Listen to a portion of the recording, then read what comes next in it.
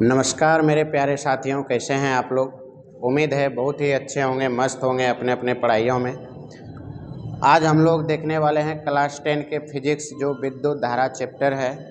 इस चैप्टर का टॉपिक है, उसका थ्योरी हम कुछ करने वाले हैं। देखते हैं विद्युत ऊर्जा के बारे में। विद्युत ऊर्जा और शक्ति दोनों इस वीडियो में इंक्लूड है। देखते हैं हम लोग पहले विद्युत धारा क्या है। विद्युत धारा के अंतर्गत ये विद्युत ऊर्जा है, ये विद्युत ऊर्जा है, एक टॉपिक है और इसे अभी हम लोग कवर करने वाले हैं। ध्यान से देखेंगे। देखिए विद्युत ऊर्जा क्या है। कहते किसी विद्युत उपकरण द्वारा किया गया कार्य ही विद्युत ऊर्जा कहलाता है। सीधी सीधी मेरे प्यारे छात्र छात्रों याद रखिएगा कि विद्युत के द्वारा किया गया कोई भी कार्य वो क्या कहलाएगा, विद्युत ऊर्जा कहलाएगा। चाहे विद्युत के द्वारा इस एलईडी बल्ब को जलाया जाए, विद्युत के द्वारा इस बोर्ड को चलाया जाए, विद्युत के द्वारा फैन को चलाया जाए या विद्युत के द्वारा हीटर को चलाया जाए, ये सारे किए गए कुल कार्य को हम लोग क्या कहते हैं, विद्युत ऊर्जा कहते हैं। सीधी सी बात है। तो कहते हैं विद्युत धारा के प्रवाह से मिलने वाली ऊर्जा को, जितना भी ऊर्जा प्राप्त होगी वो सारे क्या कहलाएंगे, विद्युत ऊर्जा कहलाएंगे। सीधी सी बातों में हम कह सकते हैं कि जब हम बिजली का उपयोग किसी काम के लिए करते हैं, जैसे बल्ब जलाना, पंखा चलाना, मोबाइल चार्ज करना, इन सभी में उपयोग होने वाली ऊर्जा क्या कहलाएगी, विद्युत ऊर्जा कहलाएंगे। मेरे बच्चे ध्यान से समझेंगे इसको। इसका सूत्र क्या होता है भाई, E बराबर VIT होता है। E बराबर क्या होता है, VIT। E क्या है आपका, विद्युत ऊर्जा, विद्युत ऊर्जा है, ये है E। V क्या है, विभवांतर, विभवांतर भी है। I क्या है, विद्युत धारा, विद्युत धारा I। T क्या है, समय, समय T। ठीक है मेरे प्यारे बच्चों, बढ़ते हैं आगे।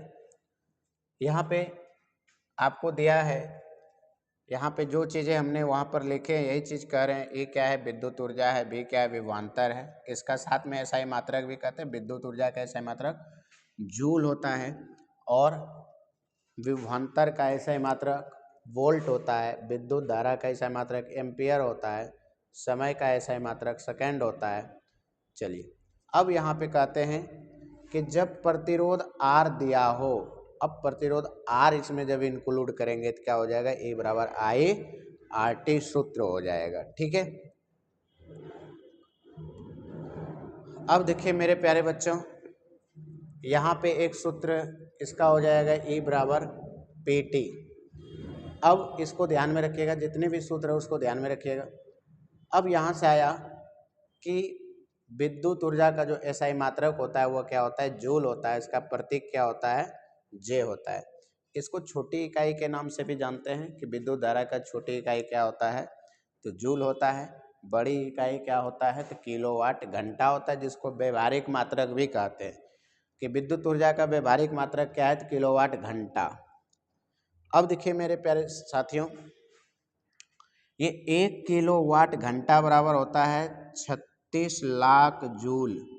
यानी कि हम इसको कह सकते हैं 3 गुना 10 पर पावर 6, 1 2 3 4 5 6, 3.6 गुना 10 पर पावर 6 जूल, ऐसे हम कह सकते हैं। और इसके बराबर होता है 1 यूनिट होता है, 1 यूनिट होता है। जो हम लोग घर में बिजली इस्तेमाल करते हैं, जो बिल आता है वह यूनिट पे आता है कि हमने कितने यूनिट बिजली खपत की हैं। अब देखिए 1 किलोवाट घंटा बराबर कितना दिया है, 1 यूनिट। अब आगे कहता है बिजली बिल इसी पर आधारित होता है। किस पे भाई, यूनिट पे। अर्थात किलोवाट घंटा पे। तो बिजली बिल कैसे बनाया जाता है वही चीज़ देखना है। यदि किसी उपकरण का पावर P है, मान लीजिए ये बोर्ड है, ये एक प्रकार का उपकरण है, इसका जो पावर P है और उसे T घंटे तक चलाया जाए, इसको T घंटे तक मतलब इतने समय तक चलाया जाए, तो उसकी जो ऊर्जा होगी PT गुना 1000 हो जाएगा, ये किलोवाट घंटा में कन्वर्ट हो जाएगा। तो बिल निकालने के लिए क्या करेंगे, जितना ऊर्जा हुआ है उतना और जितना रेट है यानी दर है उस दर से गुना कर देंगे तो हमारा बिजली बिल निकल के तैयार हो जाएगा। आगे एग्जाम्पल आएगा उसमें हम लोग देख लेते हैं। उदाहरण के लिए दिया है कि 100 वाट का बल्ब हम लोग इस्तेमाल कर रहे हैं।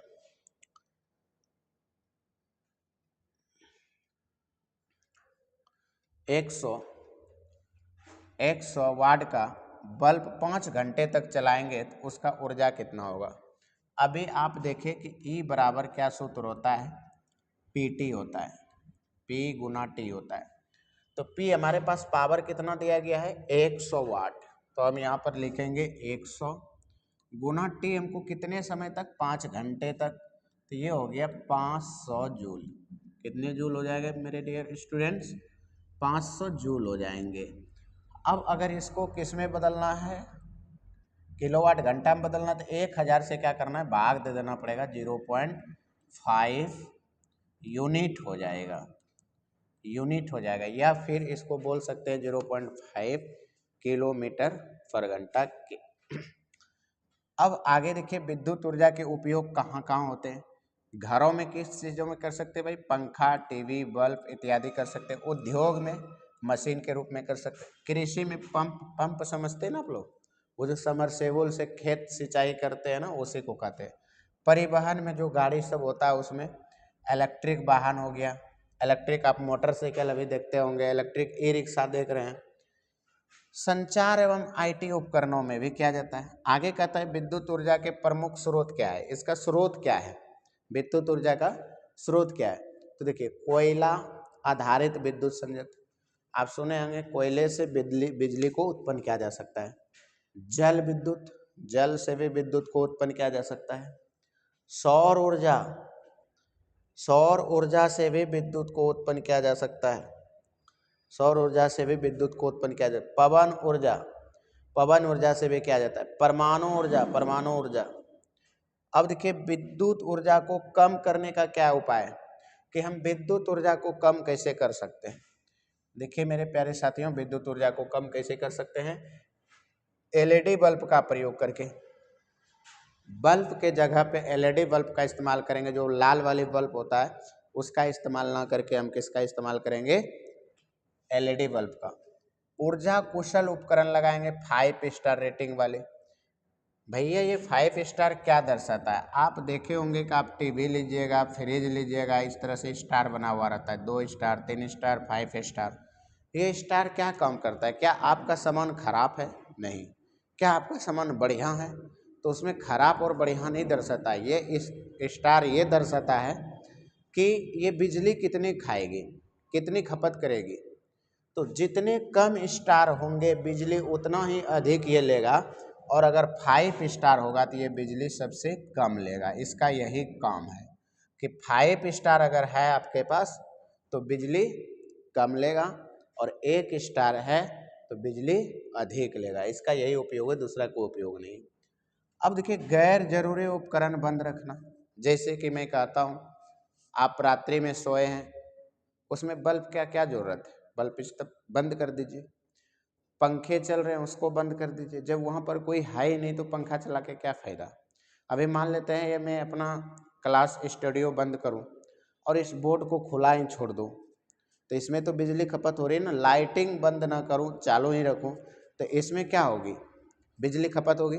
तो इस चीज़ों को हम लोग क्या कर देना है, बंद कर देना है। वही कह रहा है गैर जरूरी उपकरण क्या कर देना है, बंद कर देना जब इस्तेमाल ना हो। सौर ऊर्जा का उपयोग करें, ज़्यादा से ज़्यादा जहाँ तक संभव होगा सौर ऊर्जा का उपयोग करें तो बिजली हमारा बचत होगा।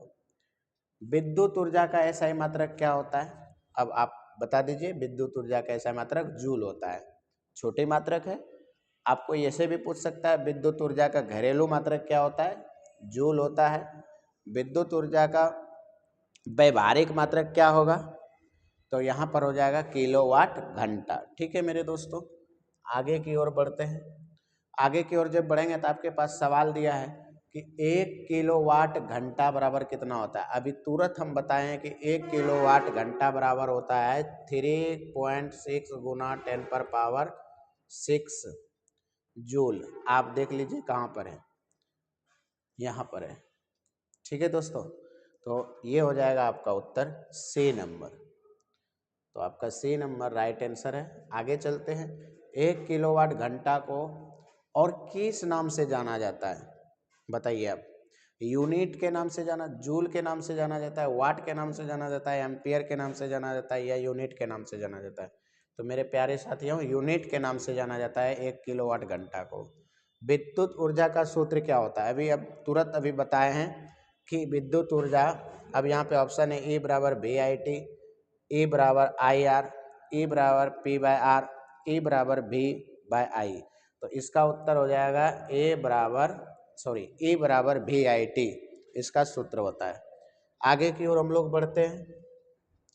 आगे की ओर जब बढ़ेंगे तो यहाँ पर क्या कहता है, यदि P बराबर शक्ति हो, T बराबर समय हो, तब विद्युत ऊर्जा का मान क्या होगा। तो विद्युत ऊर्जा का सूत्र क्या होगा, देख लीजिए मेरे प्यारे साथियों। तो E बराबर हो जाएगा PT। अभी तुरंत हमने आगे पहले स्लाइड में बताए हैं।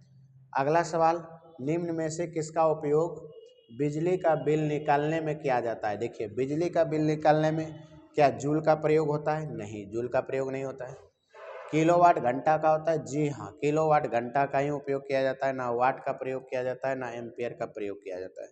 किसका किया जाता है मेरे दोस्तों, किलोवाट घंटा का प्रयोग किया जाता है।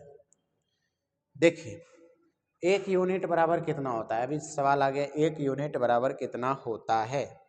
तो 1000 वाट घंटा होगा।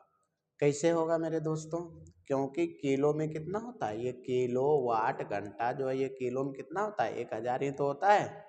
1000, इसके स्थान पे W दे दिया और H है, ये है WH, तो 1000 WH हो जाएगा। ठीक है मेरे दोस्तों, यदि कोई त्रुटि होगी तो आप कमेंट कर सकते हैं।